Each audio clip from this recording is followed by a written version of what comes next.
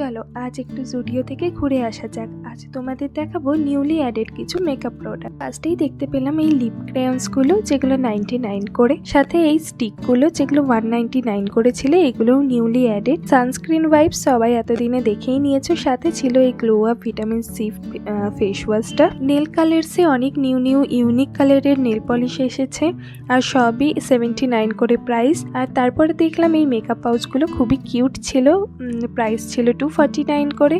তারপরে এই lip liner 99 করে প্রাইস, সেটাও নিউলি অ্যাডেড। তারপর ছিল এই লিপ ট্রিপটা, যার একদিকে আছে লিপ গ্লস, একদিকে লিপস্টিক। তারপর ছিল এই হিউজ রেঞ্জের পারফিউমস আর বডি স্প্রেও ছিল।